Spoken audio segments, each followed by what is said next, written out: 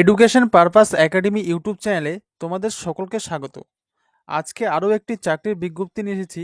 বিজ্ঞপ্তিটি ক্যালকাটা হাইকোর্টের 291টি lower division assistant এর। আমাদের চ্যানেলে বিভিন্ন চাকরির বিজ্ঞপ্তি প্রকাশ করা হয়। তো তোমরা যদি এরকম বিভিন্ন বিজ্ঞপ্তির নোটিশ পেতে চাও তো অবশ্যই আমাদের চ্যানেলটিকে সাবস্ক্রাইব করে রাখবে। আর ভিডিওটি ভালো লাগলে অবশ্যই ভিডিওটিকে লাইক করবে, শেয়ার করবে। আজকে এই নোটিশটির বিস্তারিত আলোচনা তোমাদের সামনে করব। এই ওয়েবসাইটটার লিংক আমি এই ভিডিও ডেসক্রিপশন বক্সে দিয়ে দিব। এখানে নিচে স্ক্রল করবে, স্ক্রল করার পরে দেখবে এখানে একটা নোটিশ বক্স আছে, সেই নোটিশে গিয়ে শো অল করবে। শো অল করার পরে আর একটা পেজ খুলে যাবে। তারপর নিচে স্ক্রল করে দেখবে নোটিফিকেশন নং এখানে দেওয়া আছে, দেখো date 1/8/2024 regarding filling up the vacancies of 291 post of lower division assistant. ঠিক আছে, এখানে ক্লিক করবে। এখানে ক্লিক করার পরে একটা দেখবে পেজ খুলে যাবে, এরকম একটা পেজ পেয়ে যাবে তোমরা। ঠিক আছে, এখানে এর বিস্তারিত পেয়ে যাবে। তো এটার আজকে বিস্তারিত আলোচনা তোমাদের সামনে করব। এখানে দেখো প্রথমে কি লেখা আছে। নোটিশটি দেওয়া হয় 1/8/2024, আগস্টের 1 তারিখে নোটিশটা পাবলিশ করা হয়। ভ্যাকেন্সি আছে 291টা, আর পোস্ট কি লোয়ার ডিভিশন অ্যাসিস্ট্যান্ট। কোথায় নিয়োগ করা হবে? High court at Calcutta. The অ্যাপয়েন্টস will be initially be made on purely temporary basis but are likely to be made permanent. Temporary বেসিসে নিয়োগ করা হবে, কিন্তু এটি পার্মানেন্টের মতো চাকরি। ঠিক আছে, এখানে দেখবে তোমরা ক্যাটাগরি অনুযায়ী ভ্যাকেন্সি দেওয়া আছে। ঠিক আছে, এটা তোমরা নিজেরাই বুঝতে পারবে, তোমরা এটা দেখে নিবে যখন পিডিএফটা ডাউনলোড করবে। নেক্সট কি আছে, পে স্কেল কত? লেভেল 6 22,700 থেকে 58,500 পর্যন্ত বেতন।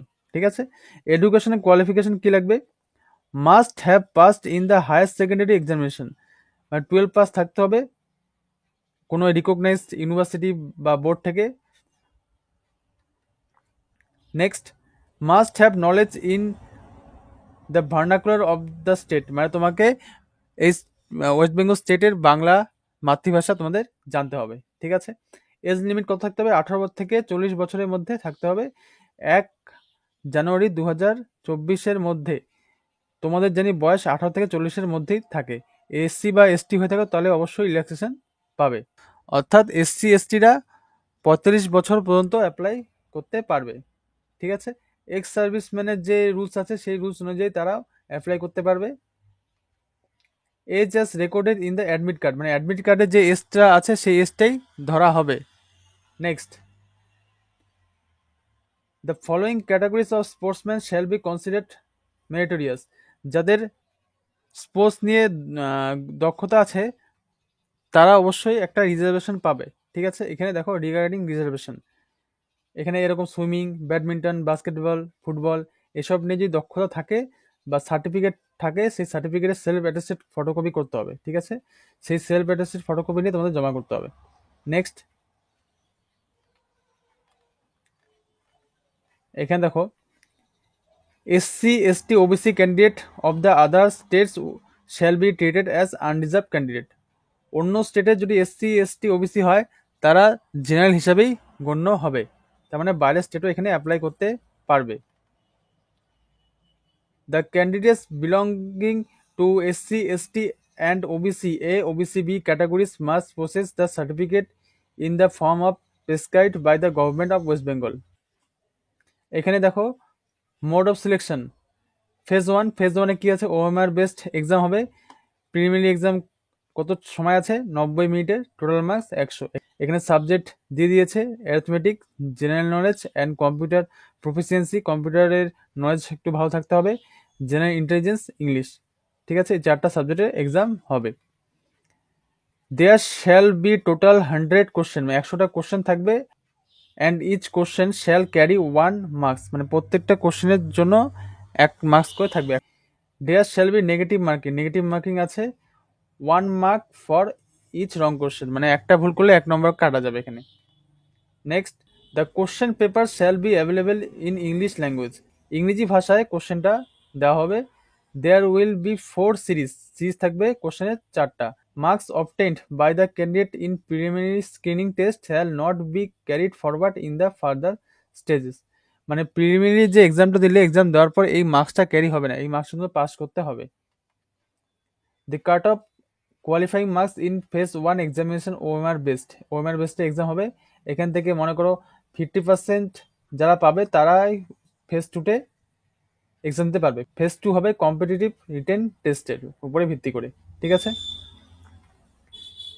এখানে কম্পিটিটিভ রিটেন টেস্ট ফেজ 2, এখানে বলা আছে দেখো, candidate selected and shortlist in preliminary screening test, যারা প্রিলিমিনারি এক্সাম পাস করবে তারা কি করবে, ফেজ 2 দিতে পারবে। ফেজ 2 তে কি কি থাকবে, এখানে রিটেন টেস্ট আছে, arithmetic, English, essay and precis writing, general knowledge.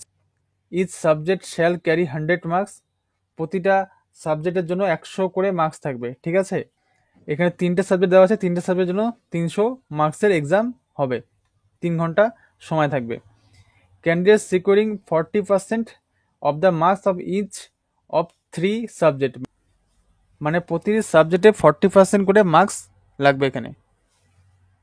তারপরে নেক্সট ভাইবা হবে, ভাইবাতে পাস করলে তোমাদের মেরিটে নাম আসবে।